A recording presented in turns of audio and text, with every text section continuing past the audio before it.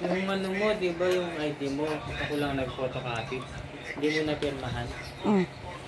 Sayang. Hindi natakatakan yung ano mo. Para diretso payout ka na lang sana.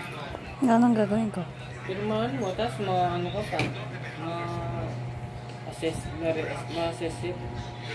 Ma-assess siya po. Punta pa ako doon.